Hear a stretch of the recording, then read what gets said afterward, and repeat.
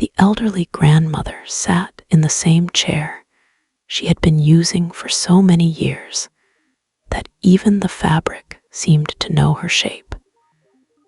It was positioned near the window, angled just enough to catch the afternoon light without letting it fall directly into her eyes. Outside, a large oak tree stood quietly, its branches moving slowly, as if even the wind had learned not to rush anymore. Her hands rested, folded in her lap. They were thinner now, veins more visible, skin softer, and looser than it had once been. These hands had held babies, folded laundry late into the night, signed checks, wiped tears, and clutched fear in moments she never spoke about. Now they rested, calm, patient, as if they understood that the story they carried would finally be told. Her name was Evelyn Carter. She was 73 years old. For most of her life, Evelyn believed silence was strength. She believed dignity meant enduring without complaint. She believed family problems stayed inside the family, sealed behind polite smiles and holiday dinners. And for decades, that belief had guided every decision she made until the day it broke. She did not plan to tell this story. In fact, she had spent years convincing herself that it was better left untouched, like a fragile object wrapped carefully and placed on a high shelf. Some memories, she believed, were safer when they stayed where no one could reach them. But time had a way of loosening old convictions. Evelyn had noticed it first in the quiet. The house had grown quieter than she remembered, not just empty, but settled, as if it had accepted that nothing more would happen within its walls. The clocks still ticked, the floors still creaked at night, but the anticipation was gone. The house no longer waited for footsteps that would never return. That was when the memories began to surface. They came slowly, without warning. A sound, a smell, the way sunlight touched the edge of the table, each one opening a door she had carefully kept closed. Evelyn had been married once, long ago, to a man named Richard Carter. He had been steady, reserved, and deeply practical, not a romantic, not a dreamer, but dependable in a way that made life feel anchored. He worked hard, spoke little, and believed that providing quietly was its own kind of love. Together, they had built a life that looked ordinary from the outside. A modest home, a small business, one child, their son Michael. Evelyn remembered the day Michael was born with startling clarity, the way the hospital room smelled faintly of antiseptic and warmth, the way Richard had stood awkwardly near the bed, unsure where to put his hands, his face pale with a mix of fear and awe, the way Evelyn had felt something permanent settle into her chest the moment she held her son. From that day on, everything revolved around Michael. She raised him with intention, not indulgence, not neglect, balance, or at least what she believed balance to be. She taught him manners, patience, and respect. She believed that giving a child too much softened their understanding of effort. She wanted him to grow strong, capable, and grateful. For many years, it seemed to work. Michael grew into a polite, intelligent young man. He did well in school. He spoke confidently. He had ambition, which Evelyn encouraged, even when it worried her slightly. Ambition, she knew, could be both a gift and a hunger. Richard passed away when Evelyn was 60. His death did not arrive dramatically. It arrived quietly, the way some endings do. One moment, he was sitting at the kitchen table, reading the paper. The next, he was gone. A heart that had carried responsibility for too long finally stopped. After the funeral, Evelyn learned something she had not fully understood before. Richard had prepared. He had protected what they built with careful foresight. Investments, land, a business structure designed to endure without attention. He had done it quietly, without ever speaking of numbers or security. Evelyn had trusted him completely. And when he was gone, all of it became hers. She did not tell Michael everything, not because she didn't trust him, but because she believed money changed people. She had seen it before, families torn apart not by hatred, but by expectation. She decided it was safer for her son to believe she was comfortable, not wealthy. At the time, it felt wise. Years passed.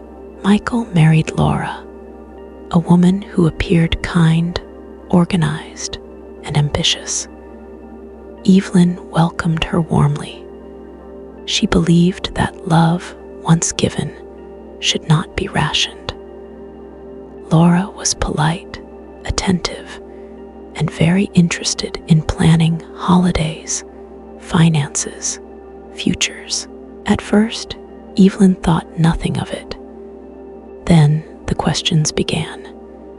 Casual questions, polite questions, questions wrapped in concern. Was the house too much for her alone? Had she thought about simplifying things? Did she have a plan just in case? Evelyn answered calmly. She always did. She did not realize then that these questions were not curiosity. They were preparation. The day everything quietly broke did not come with raised voices or accusations. It arrived disguised as care. A document, a suggestion, a smile. Evelyn remembered sitting in her chair, the same one she sat in now, holding an envelope she had not opened yet. Her name typed neatly on the front, her son's handwriting absent, replaced by something impersonal and precise. She remembered the feeling in her chest before she even read it. A feeling that told her this story, long avoided, was finally ready to be told. And once it began, it would not stop until everything hidden was exposed. Evelyn remained in that chair long after the afternoon light shifted, the way it always did when memories decided to stay. At her age, remembering was no longer something she controlled. It arrived when it wished, settled in, and waited for her to catch up. In the years after Richard's death, Evelyn had believed she was doing well. She kept the house exactly as it had been. She maintained routines. She smiled when neighbors asked how she was holding up. She told herself that independence was proof of strength, and strength was what kept grief from turning dangerous. Michael visited often at first. He brought groceries. He fixed small things around the house. He asked about her health and reminded her to rest. Evelyn noticed how reassuring his presence felt, how familiar. She allowed herself to lean on him just a little, telling herself it was natural, that she had earned that comfort. Laura came along sometimes, not always. When she did, she was helpful in a different way. She reorganized cabinets. She suggested better ways to manage bills. She talked about efficiency, about planning ahead, about avoiding future stress. Evelyn appreciated the help, though something about it made her uneasy in a way she could not yet name. She dismissed that feeling quickly. At her age, she knew better than to mistrust without proof. And besides, this was family. Family deserved patience. The changes came slowly. Michael's visits became less about fixing things and more about talking, about finances, about responsibility, about what would happen eventually. He never said death, but Evelyn heard it anyway, hovering between his sentences. He spoke about the business Richard had built. He spoke about modernization, about expansion, about making sure it didn't fall behind. He said these things casually, as if they were observations, not intentions. Evelyn listened. She noticed how he spoke less about her and more about outcomes, how he framed decisions as inevitabilities rather than choices. She noticed how often Laura's ideas appeared in his language, even when Laura wasn't there. Still, Evelyn said nothing. Silence had always been her shield. There were evenings when she sat alone and questioned herself. She wondered if this was simply what aging looked like from the inside, fear masquerading as intuition. She reminded herself that Michael was her son, that she had raised him. That love did not suddenly vanish, but love, she was beginning to learn, could change shape. The first document arrived on an ordinary afternoon. Michael had left it on the table without ceremony, folded neatly, as if it were something she would naturally expect. He spoke about it lightly, almost apologetically. Just something to look over, something that would make things easier later. Evelyn waited until he left before opening it. It was not aggressive. That was what startled her most. The language was careful, professional, reassuring. It spoke of shared responsibility, of temporary authority, of safeguarding assets.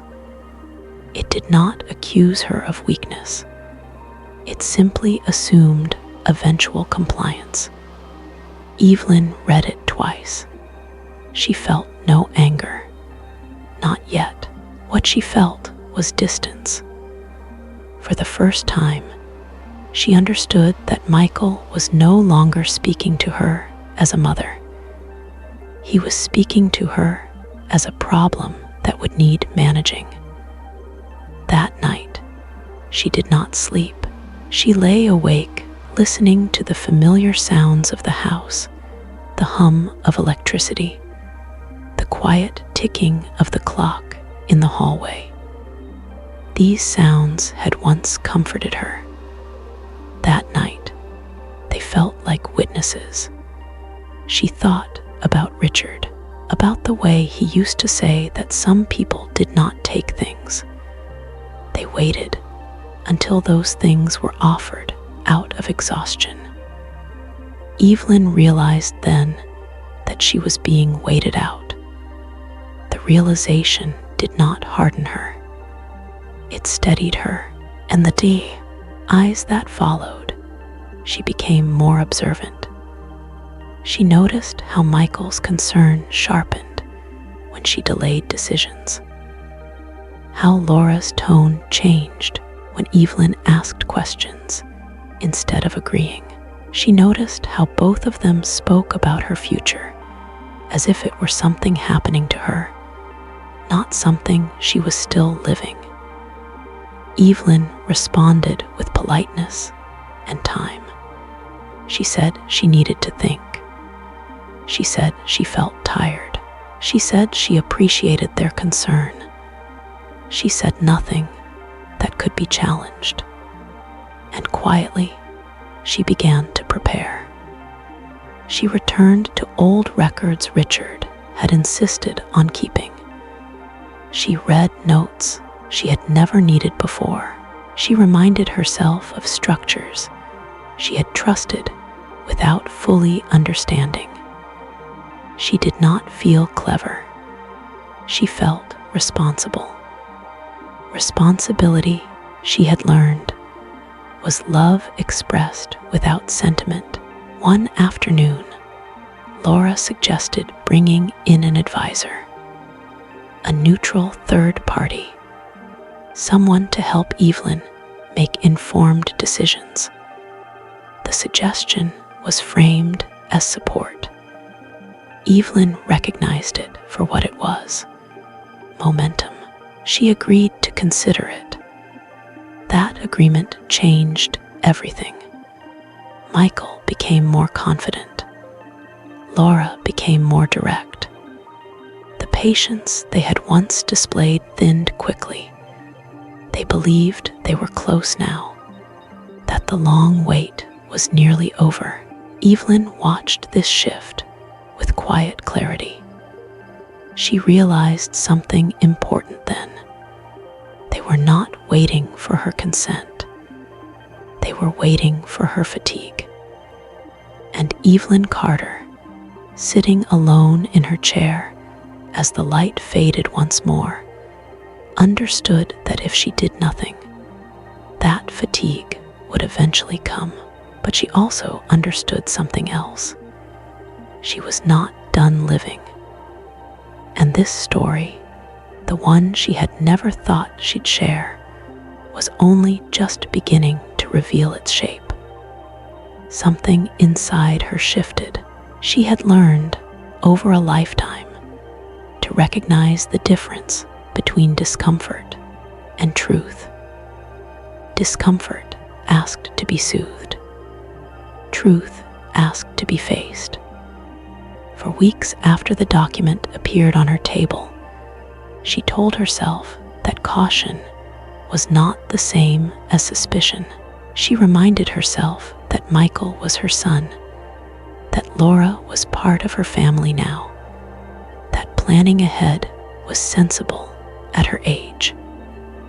She rehearsed these thoughts the way one rehearses prayers, hoping repetition would make them feel real again. But doubt, once awakened, does not sleep easily. It followed her through her routines. It hovered while she brewed tea and while she folded laundry that did not need folding. It crept into her thoughts at night when the house grew still enough to hear her own breathing.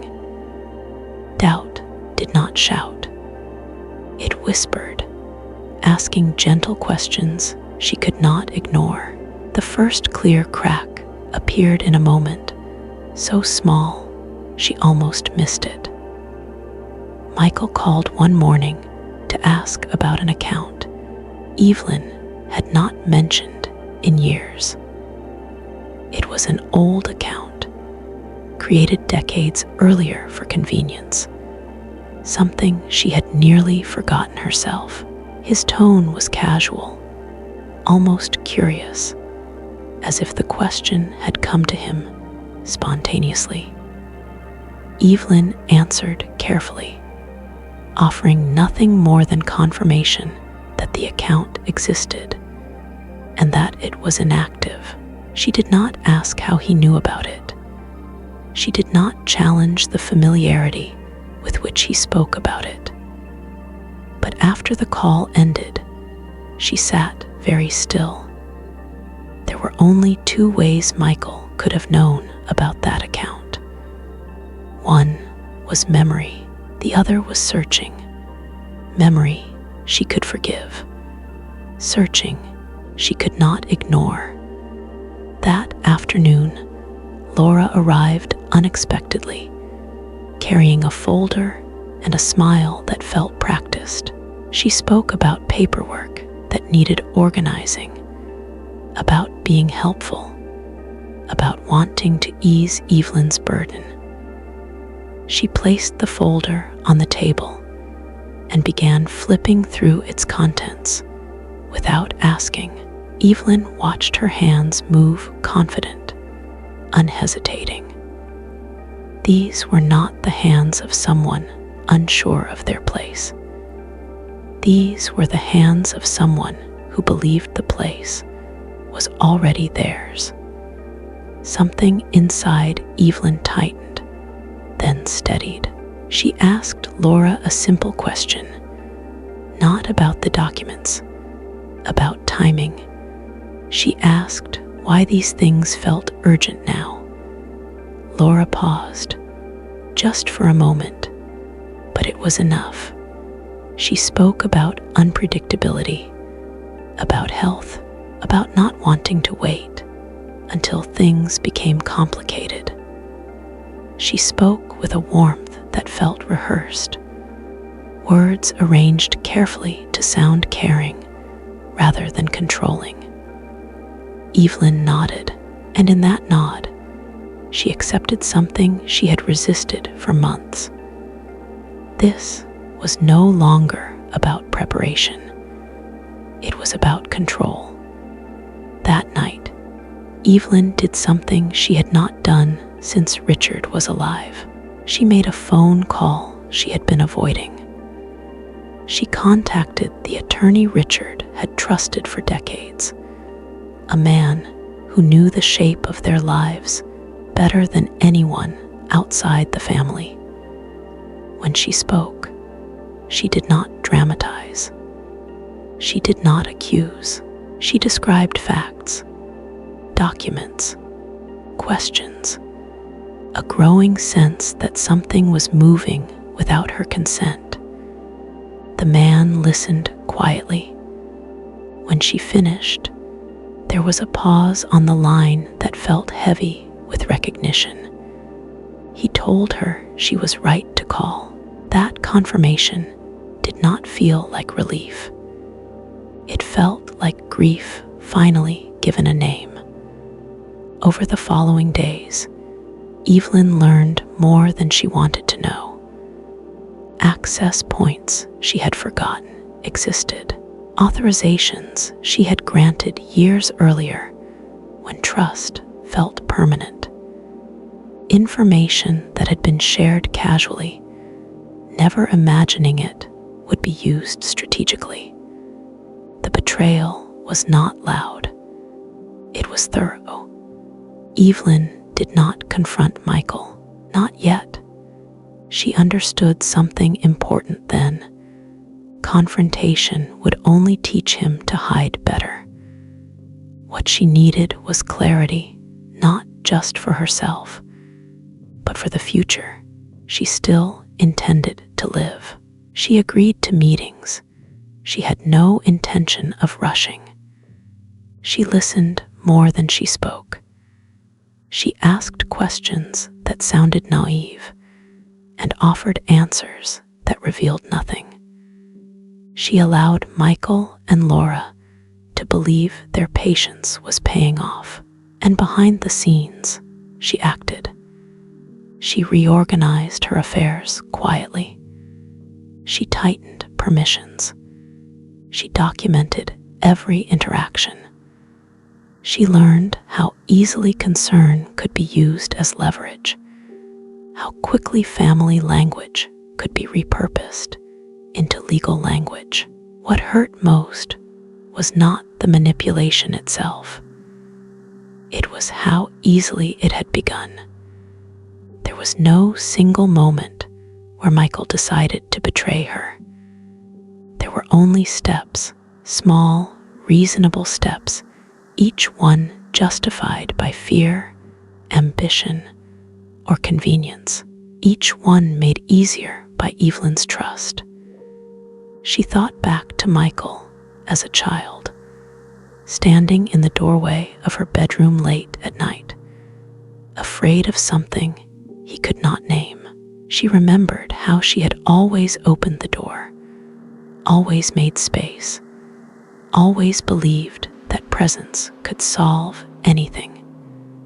She wondered when that belief had failed them both. The turning point arrived on a quiet afternoon when Evelyn received an email copied to her accidentally. It was brief, professional, and unmistakable. It discussed timelines, authority, next steps. Her name appeared not as a person, but as a variable. She read it twice. Then she closed her eyes. That was the moment she stopped doubting herself. There would be no benefit in pretending anymore, no virtue in endurance for its own sake. Evelyn understood now that protecting herself did not make her unkind. It made her honest. She did not raise her voice. She did not threaten. She did not accuse. She simply began moving differently. She declined meetings politely. She asked for everything in writing. She spoke of time, of fatigue, of reflection. She allowed the pace to slow while she secured what needed securing. Michael grew restless. Laura grew sharper. Their patience had been conditional all along, and Evelyn could feel it thinning. One evening, as she sat once more in her chair, watching the oak tree sway outside the window, she felt something unexpected settle into her chest. Resolve, not anger, not bitterness. Resolve born of clarity. She understood now that this story was not about money. It was about agency, about whether her remaining years would be directed by her own quiet choices or by someone else's hunger dressed up as care. Evelyn Carter had lived too long to surrender the ending of her life to anyone else. And with that understanding, she took the first step she could not undo. Evelyn took that first irreversible step quietly, without ceremony, the way she had done most important things in her life. There was no dramatic declaration, no confrontation across a table, no raised voices. It was simply a decision made alone, early in the morning, while the house was still wrapped in that gentle stillness she had come to associate with honesty. She finalized changes that morning. Authorizations were revoked. Access was narrowed. Structures Richard had once built were reinforced with modern precision. Everything was done legally, carefully, and without haste. Evelyn understood that haste was what led people into mistakes. She had learned that watching others rush often gave her the advantage of time. When she finished, she sat in her chair and waited for the weight of the decision to arrive. It did, not as fear, but as grief. She grieved the version of her son she had believed in for so long. She grieved the simplicity of trust. She grieved the quiet assumption that love, once earned, was permanent. But grief did not weaken her. It clarified her priorities. The shift became visible almost immediately. Michael called that afternoon, his tone lighter than it had been in weeks. He spoke as if momentum were finally on their side. He mentioned advisors. He mentioned schedules. He mentioned relief. Evelyn listened and responded with kindness. She told him she was tired. She told him she needed more time. She told him she appreciated his concern. Her voice did not waver. Michael did not push. Not yet, but the next call came sooner. And the one after that sooner still. The spacing between them shrank in a way Evelyn recognized immediately. It was the sound of someone losing patience. Laura's involvement sharpened. Her messages became more direct, less padded with courtesy. She asked for documents Evelyn had already secured. She suggested deadlines that Evelyn had never agreed to. She spoke about urgency again, about how delays could complicate things. Evelyn responded slowly. She did not refuse outright. She did not accuse. She asked questions. Questions she had learned unsettled people who expected compliance. The moment Michael realized something had changed came during a visit he had not planned. He arrived at the house unannounced one afternoon, standing in the doorway with the confidence of someone who had never needed permission before. Evelyn welcomed him in calmly, offering tea she knew he would not drink. They sat across from one another in the living room. Michael spoke about the future again, about responsibilities, about things needing to move forward. He spoke carefully, choosing words that sounded reasonable. Evelyn listened, her posture relaxed, her expression neutral. Then she told him gently that she had already made arrangements, not the arrangements he expected. She did not give details. She did not explain. She simply stated that her affairs were now structured exactly as she wanted them to be, and that she felt at peace with those decisions. Michael's face changed, not dramatically, but noticeably. Confusion came first, then irritation, then something closer to alarm. He asked questions that revealed more than he intended. He asked about advisors, about timing, about authority. He asked why she hadn't discussed these decisions with him first. Evelyn answered honestly. She told him she had not felt the need. That was the moment Michael understood he no longer controlled the narrative. He left that afternoon without finishing his tea.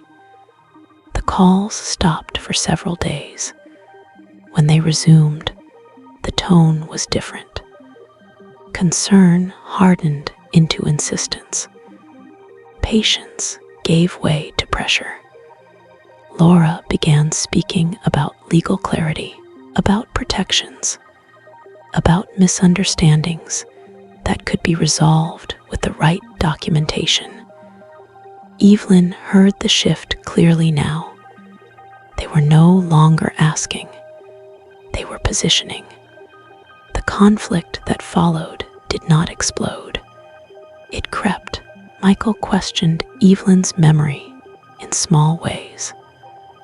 Laura suggested evaluations, just to be safe.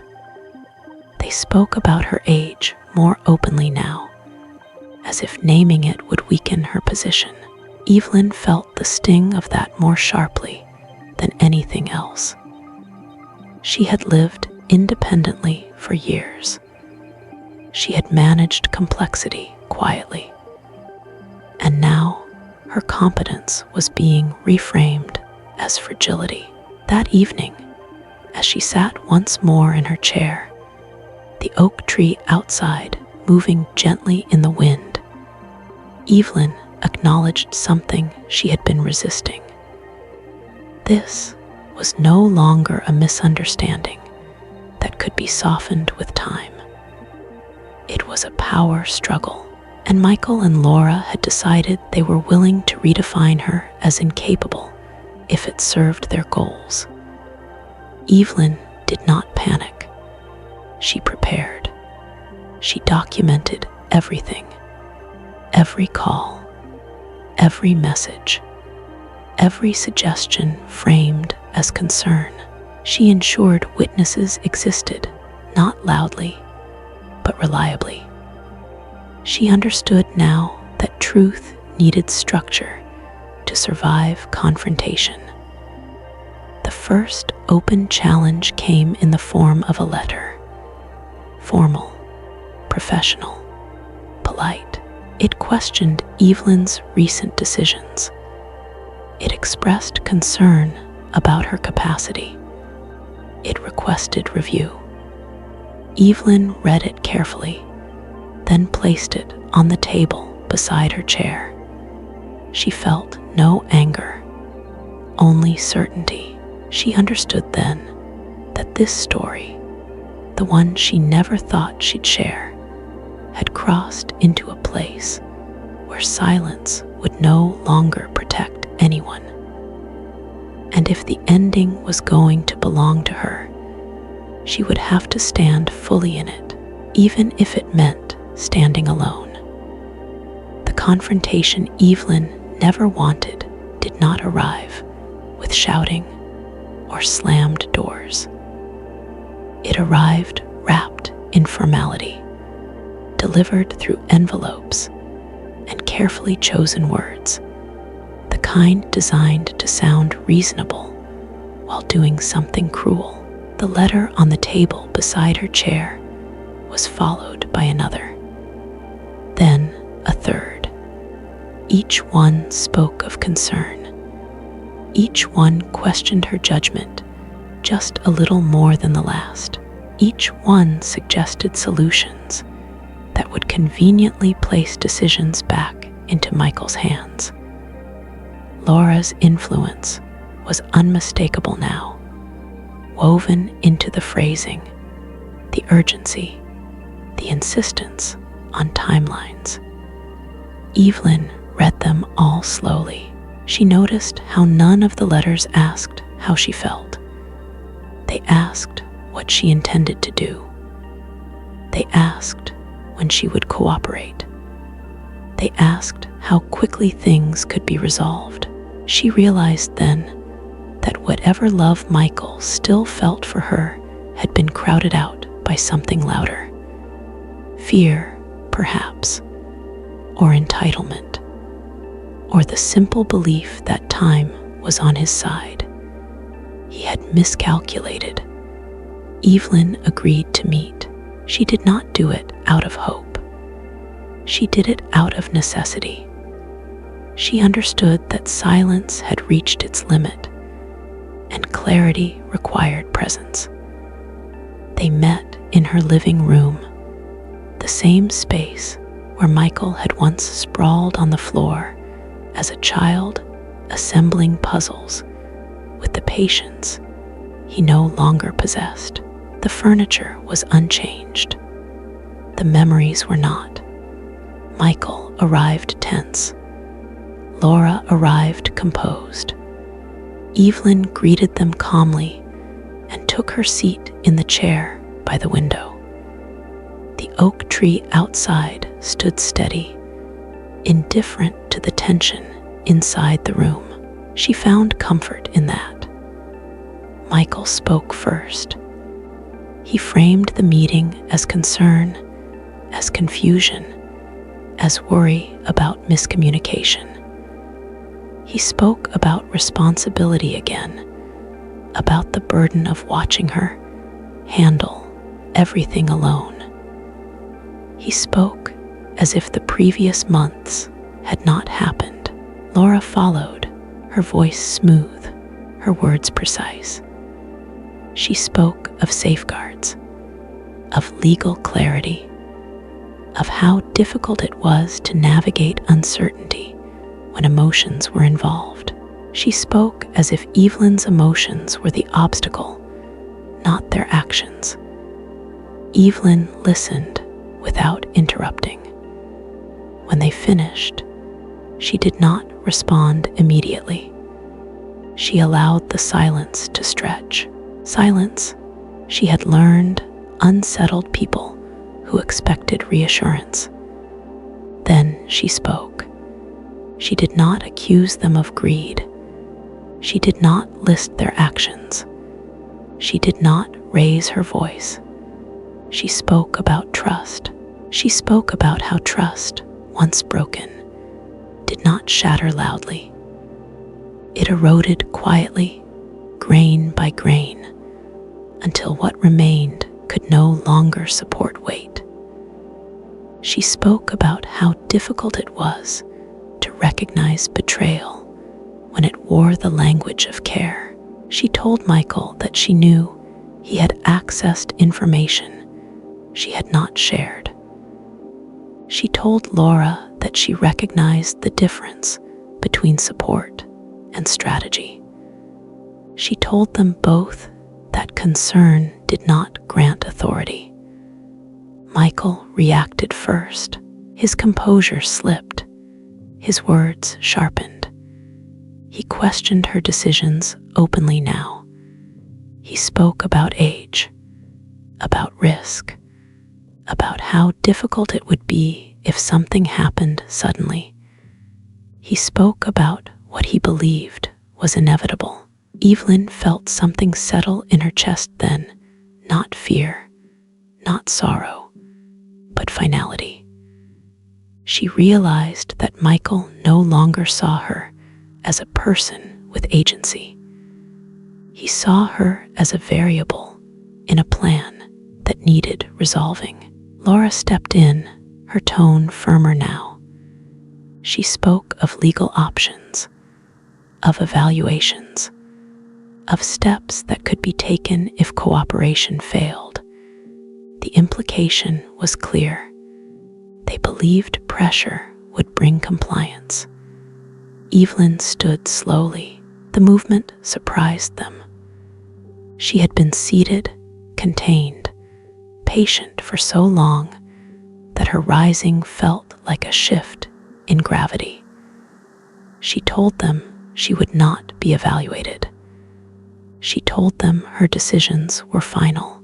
She told them that any further attempts to undermine her autonomy would be met with full transparency and legal response.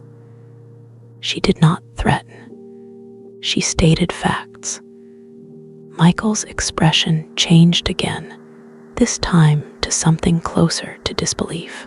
He had expected hesitation, negotiation, fatigue. He had not expected resolve. That was when he overplayed his hand. He spoke about steps he had already taken, about inquiries made, about protections initiated. He believed revealing them would intimidate her. Instead, it exposed him. Evelyn felt no triumph as she listened, only a quiet confirmation of what she already knew.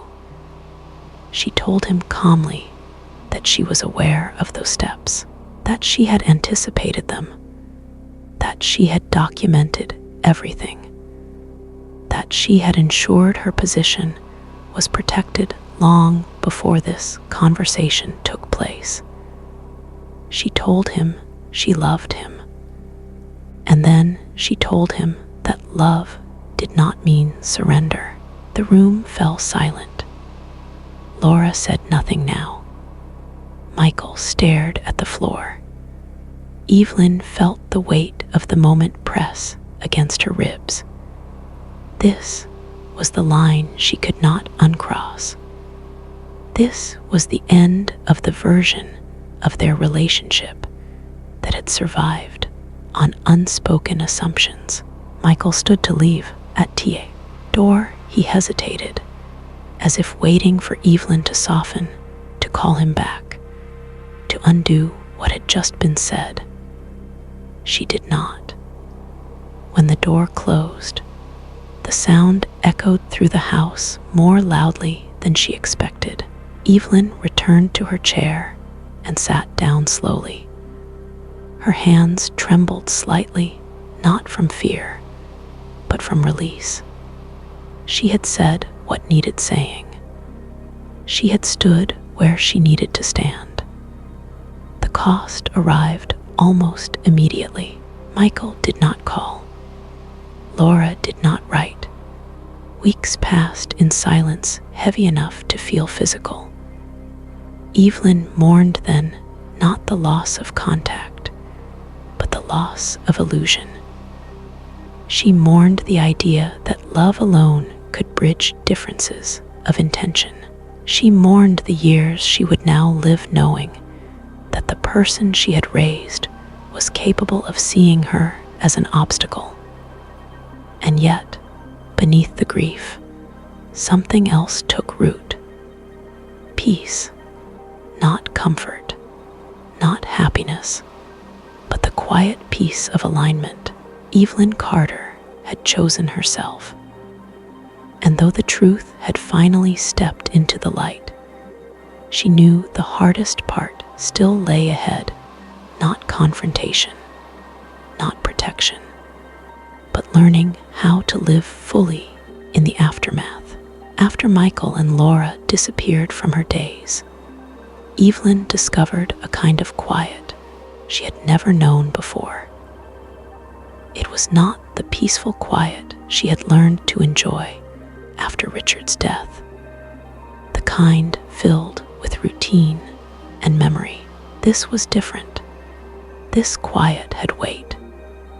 It pressed against her chest in the early mornings and followed her into the evenings, settling beside her in the chair like an uninvited companion. She woke up later than she used to. There was no reason not to. For years, her mornings had been shaped by obligation. A husband's schedule, a child's needs, a business that required attention even when it was running smoothly. Now there was nothing waiting for her to begin the day. The house did not expect her. The phone did not ring. The calendar remained blank. At first, Evelyn told herself this was freedom, but freedom, she learned, felt eerily similar to abandonment when it arrived without celebration. She missed Michael in ways she did not expect, not the man he had become, but the boy he had been. She missed the sound of his laughter when he was young, the way he used to lean against her when he was tired, the careless trust of childhood. Those memories returned without permission, sharp enough to steal her breath. She allowed herself to grieve them. Aging had taught her that grief did not need justification. It arrived when it was ready, and resisting it only prolonged the ache. Evelyn questioned herself constantly during those weeks. She wondered if she had waited too long, if she had been too guarded when Michael was younger, if her silence about money, about security, about the shape of their future had planted seeds of resentment she had never noticed. She wondered if love withheld too carefully became indistinguishable from distance, These questions did not accuse her. They simply existed. She answered them honestly, even when the answers hurt. Yes, she had been private. Yes, she had believed shielding a child was protection. Yes, she had underestimated how entitlement could grow quietly when expectations went unspoken. But she also knew this. She had never taught Michael to take what was not offered. She had never taught him to mistake concern for control. She had never taught him that love justified manipulation. Some choices belonged to him alone. The loneliness deepened before it softened. There were days when Evelyn spoke, allowed simply to hear a human voice. She read books slowly, sometimes rereading the same paragraph without absorbing it. She cooked less. She ate simply. The house felt larger without footsteps moving through it unexpectedly. She spent more time in her chair, hands folded, staring at the oak tree outside the window. She watched its leaves change color, then fall, one by one. She found herself counting them sometimes, marking time in small, quiet ways. One afternoon, she found an old photo album she had not opened in years. She did not sit down immediately. She stood at the table, flipping pages carefully, as if the images might crumble under too much attention. There was Richard, younger than she remembered him now. There was Michael as a toddler, arms raised in triumph over something small and meaningless. There were birthdays, holidays, moments that had felt permanent when they were happening. Evelyn closed the album and pressed her palm against the cover. She did not cry. She felt something steadier than tears. Acceptance, not acceptance of what had been done, but acceptance of what could not be undone. Time passed differently after that. Evelyn began walking more slowly, deliberately. She greeted neighbors she had previously only waved to. She joined a small reading group at the local library, not because she craved company, but because she wanted to remember how it felt to exist among others without expectation. She spoke less about her past and more about what she was reading, what she noticed, what she thought. She allowed herself to be present without explaining herself. Forgiveness did not arrive as a moment.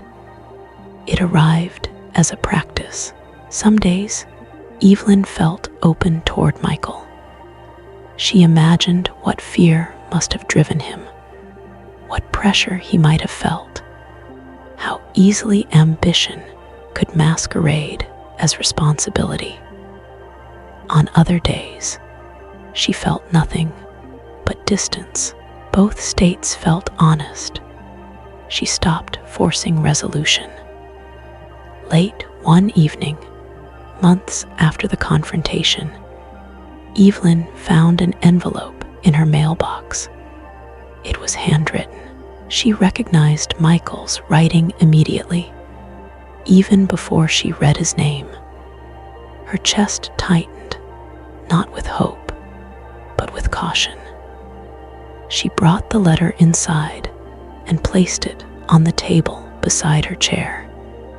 She did not open it that night.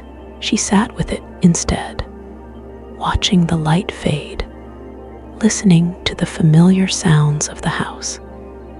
She asked herself what she was ready for and what she was not. When she opened the letter the next morning, she read it slowly. Michael did not ask for forgiveness, not directly. He wrote about confusion, about fear, about believing he was doing the right thing and realizing too late that he had crossed lines he could not uncross. He wrote about feeling shut out of her life and reacting poorly to that distance. He did not mention money. He asked for time. Evelyn folded the letter carefully and returned it to the envelope. Her hands trembled slightly, not from weakness, but from restraint. She understood that replying too quickly would not serve either of them. Days passed, then weeks. When she finally wrote back, her letter was short. She told him she loved him. That love had never been in question. But she also told him that trust had been damaged in ways that required patience, not promises. She told him that any future relationship would need to exist without expectation, without pressure, without assumption of entitlement. She told him she was still living her life. She did not offer reassurance beyond honesty. When she mailed the letter, Evelyn felt something shift again, not toward reunion, but toward balance. She returned to her chair that evening, folding her hands as she always did now. The oak tree outside stood nearly bare, its branches exposed, honest, unadorned. Evelyn understood then that forgiveness did not mean reopening doors immediately. Sometimes it meant standing quietly on your own side of them, allowing time to decide what might come next. And for the first time in many months, that understanding did not feel heavy. It felt right. Winter arrived without announcement, the way it often did now. Evelyn noticed it first in the light. It lingered less, slipped away earlier, leaving the house wrapped in a gray softness that felt neither sad nor comforting, just honest. The oak tree outside her window stood bare, its branches dark and defined against the pale sky. She found she preferred it this way. There was nothing hidden anymore. Evelyn sat in her chair, hands folded, breathing slowly. Time no longer rushed past her.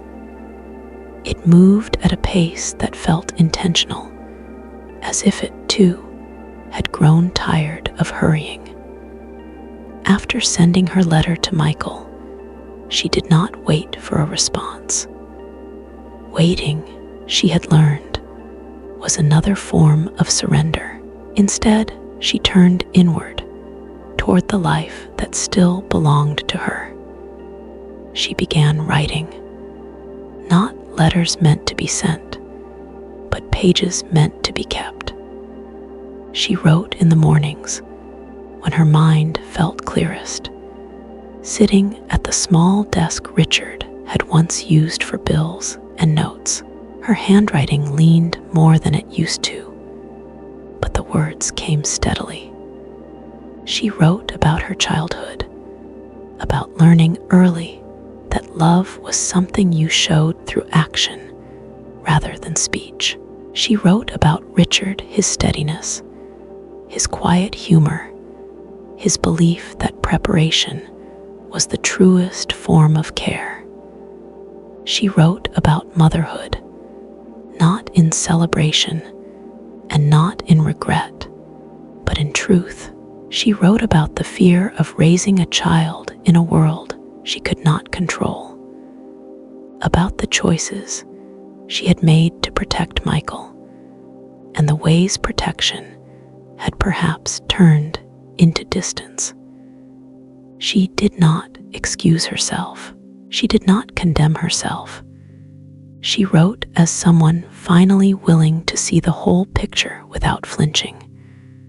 Some days, she wrote only a paragraph. Other days, she filled pages. She never forced it. The writing felt less like confession and more like organization, placing memories where they belonged, so they would stop drifting into the present uninvited. Michael wrote again once. The letter was shorter this time. Less explanation, more restraint. He spoke about work, about realizing how much he had taken for granted. He did not ask for anything. He did not press. Evelyn read the letter and placed it beside the others in a drawer she kept near her chair. She did not respond immediately. Silence, she had learned, could be respectful when it was honest. Laura never wrote. That absence no longer surprised Evelyn. Some people did not know how to exist without leverage. Without it, they simply vanished. Evelyn's days grew smaller, but not emptier. She measured time by gentler markers now. Morning light on the kitchen counter, the sound of the kettle warming, the satisfaction of finishing a book and sitting with its ending rather than rushing to replace it. She no longer felt compelled to fill space. She had spent much of her life believing that usefulness defined worth. Age had taught her otherwise. One afternoon, months later, a small package arrived at her door. There was no return address. Inside was a simple wooden picture frame, one Evelyn recognized immediately. It was the kind she had once admired in Michael's home, remarking on its simplicity without realizing she would remember it years later. There was no note, no explanation. Evelyn understood the gesture for what it was, not reconciliation, not apology, an acknowledgement, a quiet offering without demand. She placed the frame on the shelf beside her chair and filled it with a photograph she had taken years earlier, the oak tree in early spring, just as new leaves were beginning to appear. She liked the idea of change that arrived without spectacle. As winter gave way to another season, Evelyn felt something settle permanently inside her. Not happiness, not resolution, but calm. She thought often about legacy. Not money, not property, not the business Richard had built so carefully. Those things were tools, temporary. Legacy, she realized, was what remained when control was gone. It was how people remembered being treated when nothing was being asked of them. She hoped Michael would carry forward something gentler than entitlement, something quieter than ambition. But she understood now that his path was no longer hers to manage. On the evening she finished her writing, Evelyn returned to her chair and sat as she always did, hands folded, posture relaxed. The house was quiet, but it did not feel empty. It held her history without judgment. The oak tree outside stood ready for another season. Evelyn closed her eyes. She had lived a long life. She had loved deeply, even when love had cost her more than she expected.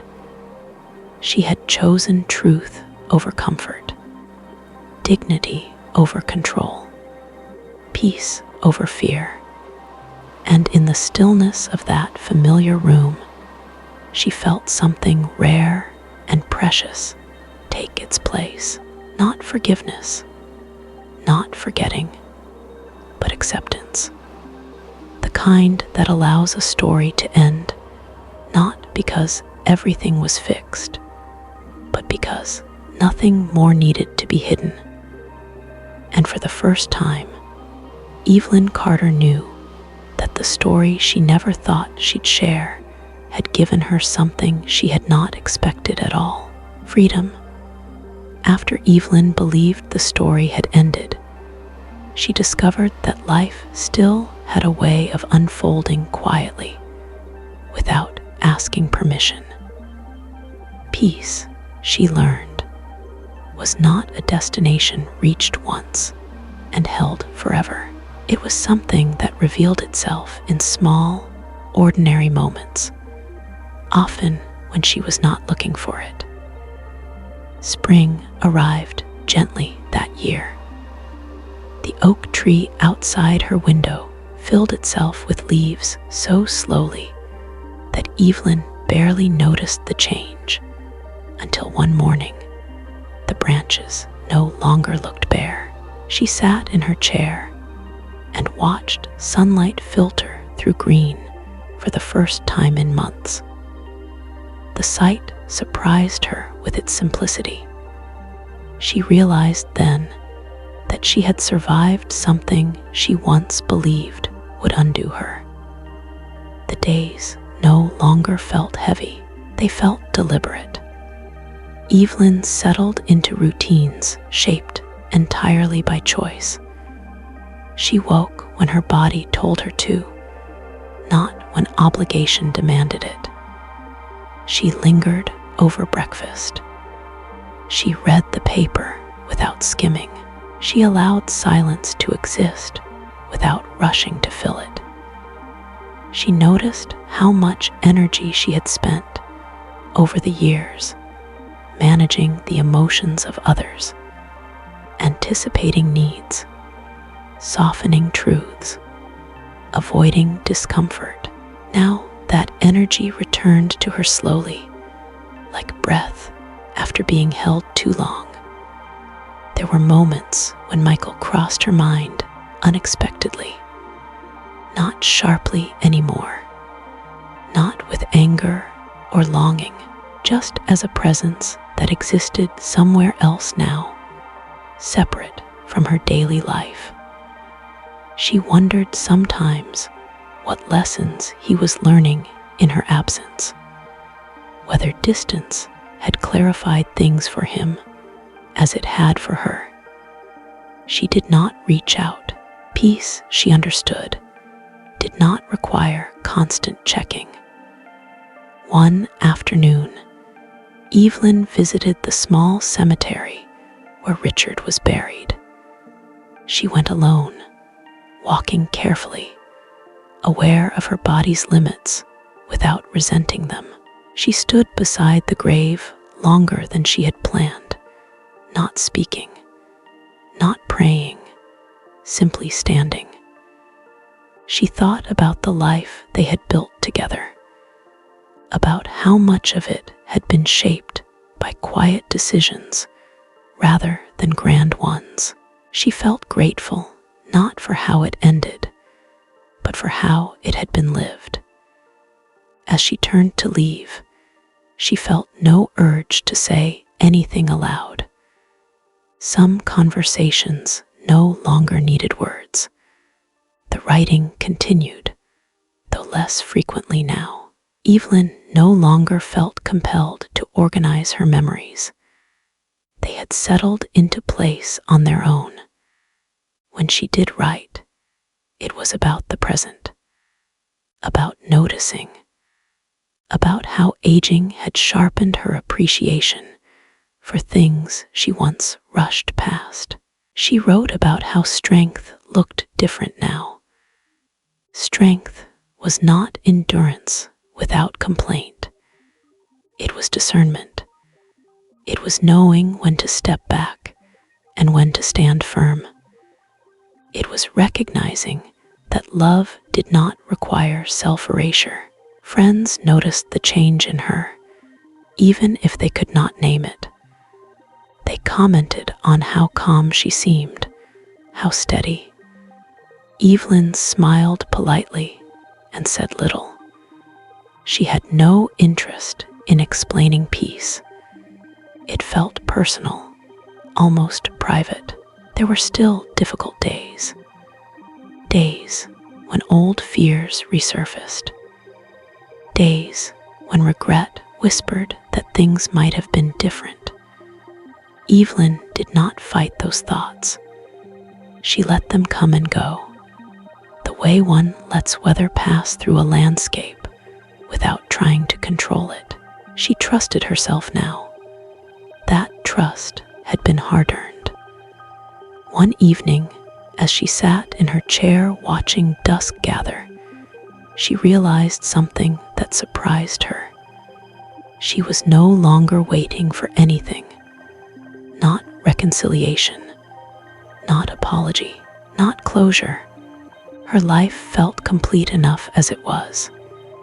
If Michael returned someday with humility and patience, she would meet him where she stood. If he did not, she would still be whole. That understanding did not feel cold. It felt honest. Evelyn placed her hands together in her lap and breathed deeply. The house held its familiar sounds. The oak tree rustled softly outside. The world continued without urgency. Peace, she realized, was not the absence of pain. It was the absence of fear. And sitting there, in the same chair she had occupied for so many years, Evelyn Carter understood that she had finally arrived at a place she had been moving toward her entire life, without knowing it had a name. Forgiveness did not arrive all at once for Evelyn. It did not announce itself, did not ask to be welcomed, did not demand that she feel anything she was not ready to feel. It arrived the way most honest things did in the later years of life, slowly, unevenly, without guarantees. There were mornings when she woke up and thought of Michael without pain, just recognition. Other mornings, the memory still carried weight, settling into her chest like something unfinished. Evelyn stopped judging those shifts. She had lived long enough to know that healing was not linear. It curved, doubled back, paused, and moved forward again when it was ready. Time softened what force never could. Summer passed gently. Evelyn noticed how the heat no longer irritated her the way it once had. She moved more slowly now, but with greater intention. She planned her days with care, leaving space for rest, for thought, for nothing at all. Nothing had become valuable. She found herself thinking about forgiveness in a way she never had before. For most of her life, forgiveness had felt like something you offered outward, something given to keep peace, to maintain connection. It often came with sacrifice, sometimes with silence, often with the quiet hope that the other person would understand what you had given up. Now, forgiveness looked different. It was not something she offered Michael as a gift. It was something she allowed herself so that the past would not continue shaping the present. She understood that forgiveness did not require reunion. It did not erase consequence. It did not restore what had been broken. It simply loosened the grip of anger so that something else could take its place. Space, perhaps, One afternoon, Evelyn received a phone call she did not expect. The voice on the other end belonged to Michael, older sounding than she remembered, careful, restrained. He did not speak for a moment, as if unsure whether she would stay on the line. Evelyn did not interrupt the silence. When he finally spoke, he did not apologize. Not directly. He spoke about distance, about realizing how much of his life had been driven by urgency rather than understanding. He spoke about learning what it meant to be told no and what it revealed about him. He spoke carefully, without defense. Evelyn listened. She did not rush to reassure him. She did not soften the conversation. She allowed the space to remain honest. When she responded, her voice was calm. She told him that forgiveness was not a door that swung open all at once. It was something built slowly, plank by plank, with patience and consistency. She told him that time alone did not repair trust. Behavior did. She told him that she was well. That statement seemed to matter most. They did not speak long.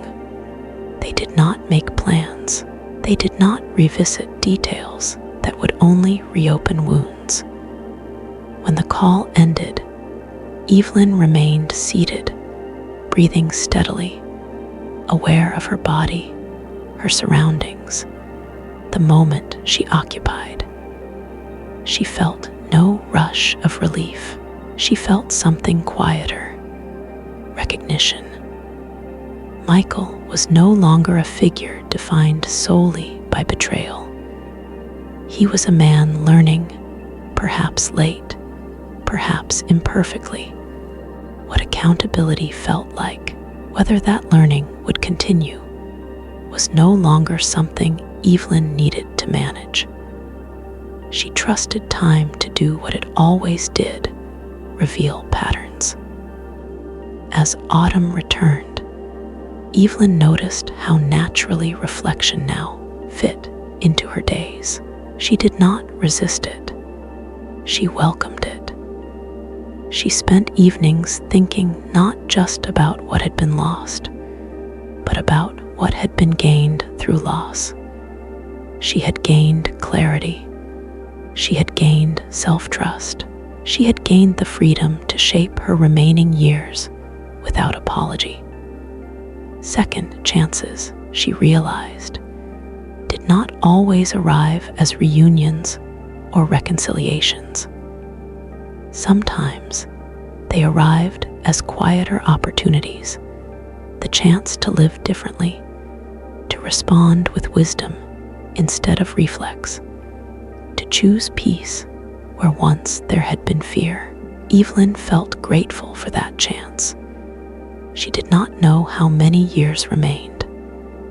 At her age, counting forward felt unnecessary. She measured time now by meaning rather than duration.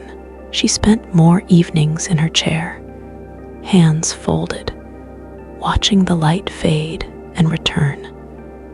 The oak tree outside had become a marker of continuity. Seasons changed. Growth returned. Loss made space for something new.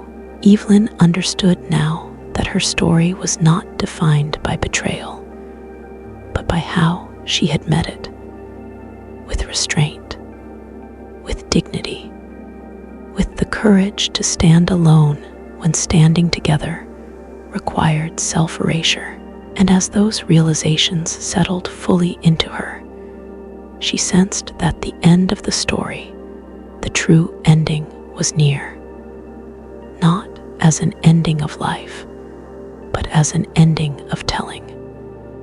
There was one more chapter left, one last quiet understanding waiting to be named. Evelyn sensed the ending before it arrived. as a moment, but as a settling. The way a room feels after everything unnecessary has been put away. The way the body feels after a long breath finally released. She returned to her chair one late afternoon as autumn leaned gently toward winter again. The light outside was pale and forgiving, filtering through the thinning leaves of the oak tree. She had come to recognize this light as her favorite, not bright, not dramatic, but honest. There were no decisions left waiting for her. That realization surprised her. For most of her life, Evelyn had lived in anticipation of responsibility, of need, of the next thing that required her attention. Even after Richard's death, she had carried forward out of habit, believing that stillness was something to be earned later. Now, later had arrived. She thought about the story she had told herself for years, that a good life was measured by how much you gave, how much you endured, how much you held together for the sake of others. She had lived by that measure faithfully. But sitting there, older and quieter, she understood something that had taken her a lifetime to learn. A good life was also measured by what you refused to surrender. Your voice, your agency, your right to decide how your story would end. Evelyn had not set out to teach a lesson. She had not intended to make a point. She had simply reached a moment where continuing to stay silent would have meant disappearing while still alive. She was glad she had chosen otherwise. Michael remained part of her life now, but differently. There were occasional calls, short conversations, no expectations, no urgency. They spoke about ordinary things, weather, books, small observations. The absence of pressure allowed something fragile and real to exist between them. Laura remained absent. Evelyn no longer tried to interpret that absence. Some relationships, she understood, were transactional by nature. When the transaction ended, so did the connection. Naming that truth brought no bitterness anymore, only clarity. Evelyn finished her writing slowly, deliberately. She did not polish it. She did not revise for an audience. The pages were not meant to impress or instruct. They were meant to exist. When she placed the final page in the folder, she did not feel relief. She felt completion. The house no longer felt like a container for memory. It felt like a companion. It creaked when it wished. It held warmth in familiar corners. It asked nothing of her. On one of the last evenings before winter fully arrived, Evelyn sat in her chair with her hands folded and her eyes closed, not sleeping, just resting. The world outside moved quietly. A car passed in the distance. The wind shifted. She thought about legacy one final time. Not what she would leave behind materially, but what would remain in the absence of explanation. What people might feel when they thought of her years from now. She hoped they would remember her as steady, as kind, but not easily moved, as someone who loved deeply, but understood that love did not mean surrendering oneself. She hoped Michael would remember that strength could be quiet, that care did not require control. That dignity was something you protected, not something you inherited. And if he did not remember those things, she understood now that it was not hers to enforce.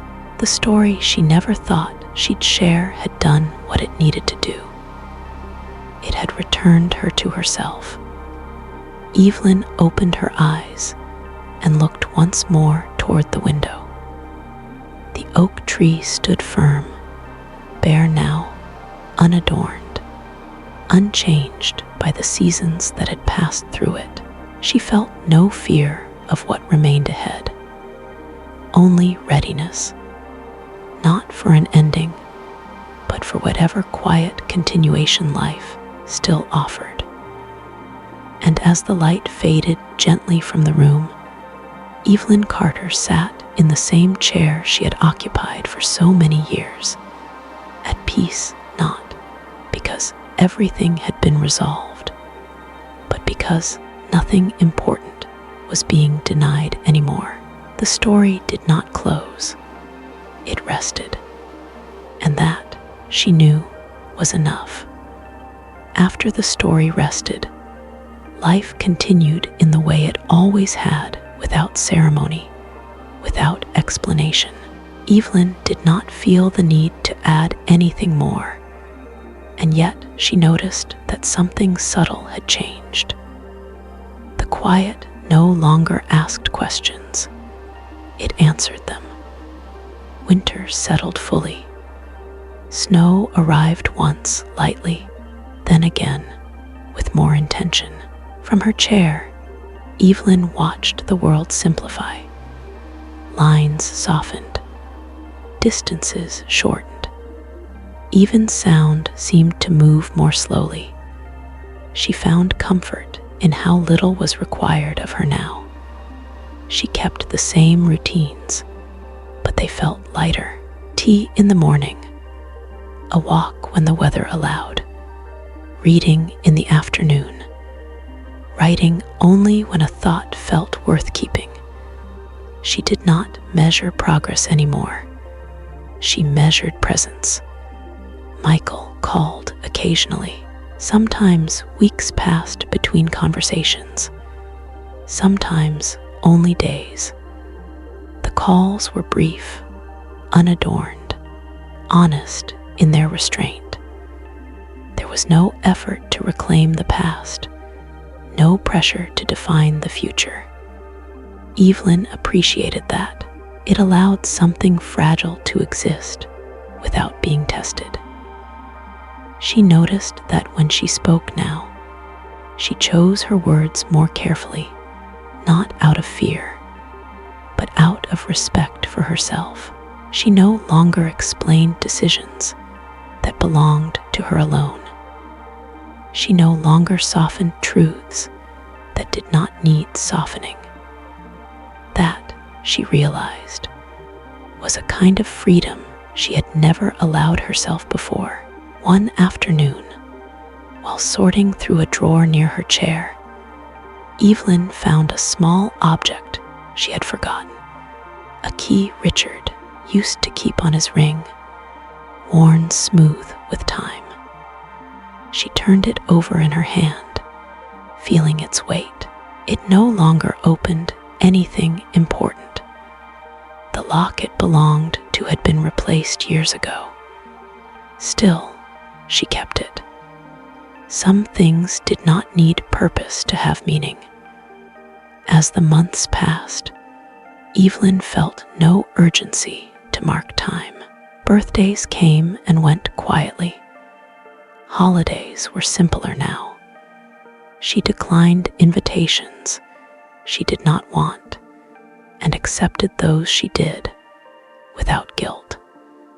She had learned that choosing peace often meant choosing less. There were moments, brief, unannounced, when sadness returned. It came like a visitor passing through, not staying long enough to unpack. Evelyn did not resist it. She acknowledged it, then let it go. Sadness she had learned did not undo peace. It simply reminded her of what had mattered. On a clear morning near the end of winter, Evelyn opened the window slightly and let cold air move through the room. She breathed it in deeply. The oak tree outside stood ready again, buds just beginning to show at the edges of its branches. Change, she knew, did not ask permission. She sat back in her chair, hands folded, posture relaxed, and felt a quiet certainty settle over her. There was nothing left to resolve, nothing left to defend, nothing left to explain. Her life did not feel smaller. It felt distilled. What remained was enough.